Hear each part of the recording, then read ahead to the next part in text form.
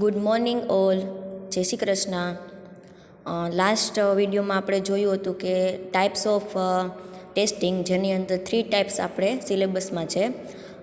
First હતું black box, પછી છે વ્હાઇટ બોક્સ અને લાસ્ટ છે ગ્રે બોક્સ.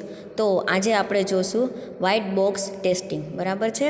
હવે બ્લેક બોક્સ ટેસ્ટિંગની અંદર આપણે જોયું હતું કે બ્લેક બોક્સ ટેસ્ટિંગ એટલે કે શું, તો કે જે પણ કાંઈ આપણે એક્ટિવિટીઝ છે ટેસ્ટિંગની, એટલે કે કોડિંગ કરે અને જે આપણો રિપોર્ટ એટલે કે પ્રોજેક્ટ તમે રેડી કરો છો, વેબસાઇટ રેડી કરો છો, તો નેક્સ્ટ સ્ટેપ આપણે ટેસ્ટિંગનું કરીએ છીએ, બરાબર છે. તો કોડિંગ માટેની જે પણ કાંઈ એક્ટિવિટી તમે કરો છો એના પછી તમે જે એક્ટિવિટી ઉપર એનું ટેસ્ટિંગ કરો છો એને આપણે શું કહેતા હતા, એક્ટિવિટી બેઝ હતું, એને આપણે બ્લેક બોક્સ કહેતા હતા, બરાબર છે. જ્યારે વ્હાઇટ બોક્સની અંદર આપણે જોશું કે this testing is also known as glass box, structural, clear box and open box testing.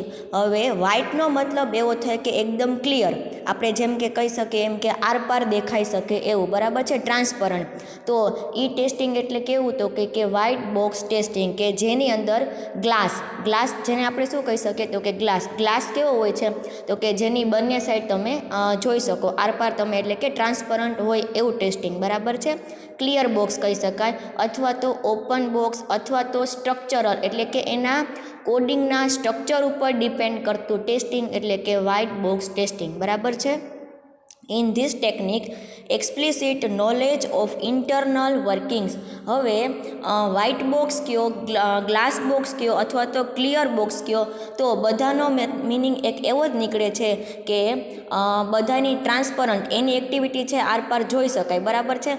એટલે કે જે પણ કાંઈ કોડિંગ તમે કરો છો એના ઇન્ટરનલ જે પણ કાંઈ એક્ટિવિટીઝ થતી હોય અંદરની ઇન્ટરનલ, બરાબર છે, એ એક્ટિવિટીના નોલેજ વિશે જાણવું, એ કોડ વિશે જાણવું એટલે વ્હાઇટ બોક્સ ટેસ્ટિંગ, બરાબર છે.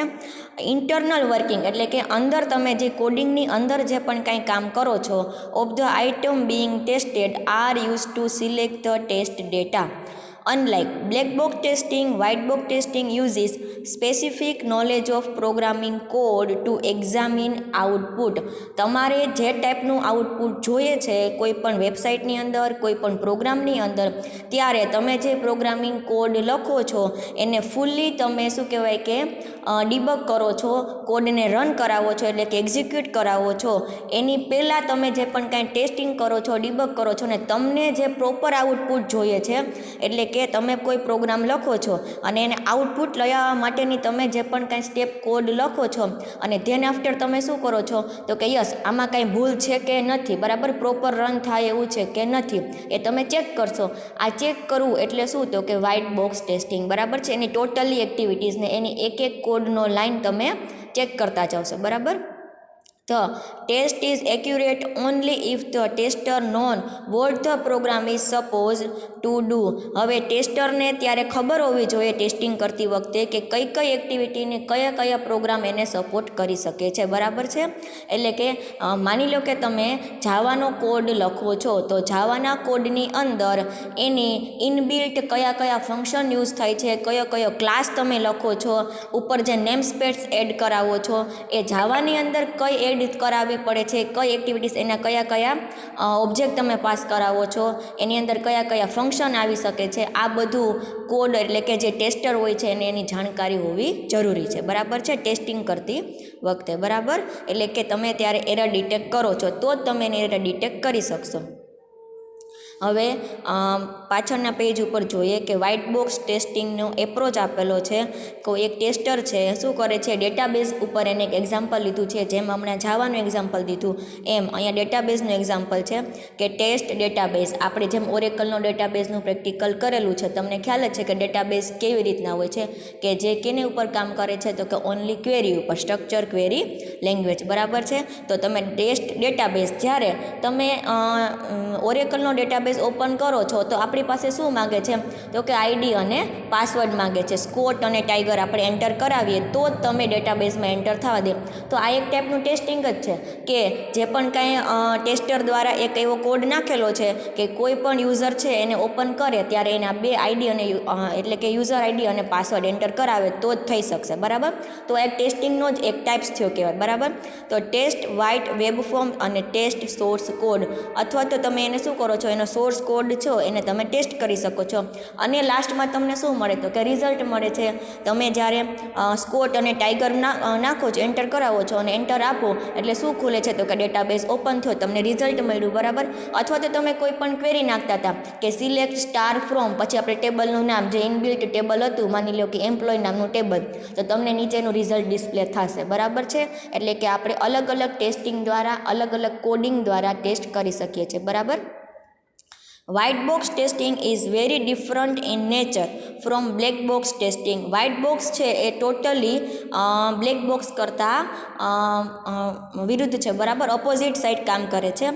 In black box focus of all the activities is only on functionality of system and not on what is has inside the system. Black box છે એ ખાલી કોની ઉપર ફોકસ કરે છે, તો કે એ કોડિંગની એક્ટિવિટી ઉપર જ ફોકસ કરે છે. જ્યારે white box testing involves looking at the structure of the code. જ્યારે વ્હાઇટ બોક્સ છે એ એના સ્ટ્રક્ચરમાં પણ, એના સ્ટ્રક્ચરના એટલે કે એનો જે કોડ છે, સ્ટ્રક્ચર છે, આખું કોડિંગનું જે સ્ટ્રક્ચર છે એની ઉપર પણ ફોકસ કરી છે. બરાબર, when you know the structure of A product, જ્યારે તમે કોઈ પણ પ્રોડક્ટ કેવી રીતે બને છે એનું સ્ટ્રક્ચર તમે જાણતા હોય, that is called white box test. બરાબર, test can be conducted to ensure that the internal operation perform according to the specification.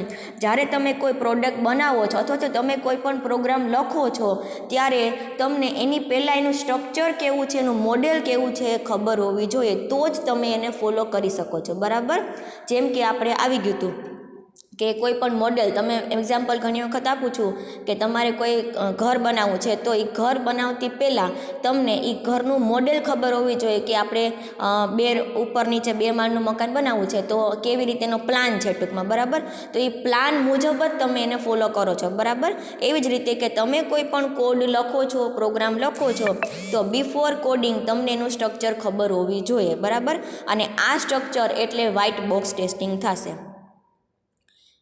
And all internal components have been adequate execute. બરાબર છે, કે એના અંદરના જે પણ કાંઈ સાધનો, કમ્પોનન્ટ તમે યુઝ કરવાના છે એની પણ ટેસ્ટરને નોલેજ હોવું જોઈએ. બરાબર, purpose of white box testing is to make sure that functionality is proper information on the code coverage. Any functionality છે પ્રોપર હોવી જોઈએ અને ઇન્ફોર્મેશન પણ એના કોડને રિલેટેડ, એટલે કે તમે જે ઇન્ફોર્મેશન એડ કરાવો છો ટેસ્ટિંગ કરવા માટે કોઈ પણ વેબસાઇટમાં અથવા તો કોઈ પણ સોફ્ટવેરમાં, તમે જે ઇન્ફોર્મેશન એડ કરાવશો એ આખા કોડને કવર કરી શકે એવી હોવી જોઈએ. બરાબર છે, આ થઈ ગયું શું, તો કે વ્હાઇટ બોક્સ ટેસ્ટિંગ. એક્ઝામમાં પૂછાય છે બ્લેક બોક્સ, વ્હાઇટ બોક્સ અથવા તો ગ્રે બોક્સ, બંનેનું કોમ્બિનેશન એટલે ગ્રે બોક્સ થશે. બ્લેક બોક્સ છે એની એક્ટિવિટી ઉપર ડિપેન્ડ કરે છે ટેસ્ટિંગ કરતી વખતે, જ્યારે વ્હાઇટ બોક્સ છે એનાથી થોડુંક અપોઝિટ છે. કેવું, તો કે જે ક્લિયર છે, ગ્લાસ, આપણે જેમ કે ટ્રાન્સપરન્ટ છે એના જેવું, કે એક્ટિવિટીની સાથે એના સ્ટ્રક્ચરને પણ ફોલો કરે છે. તમે કોઈ પણ કોડ એન્ટર કરાવશો તો એ કોડની સાથે સાથે બિફોર એનું સ્ટ્રક્ચર નક્કી થયેલું હોવું જોઈએ, એને આપણે વ્હાઇટ બોક્સ ટેસ્ટિંગ કહી શકીએ. બરાબર છે, હવે લાસ્ટ છે આપણો ટેસ્ટિંગનો ટાઈપ જે છે ગ્રે બોક્સ ટેસ્ટિંગ, જે આપણે નેક્સ્ટ લેક્ચરમાં જોશું. Okay, thank you.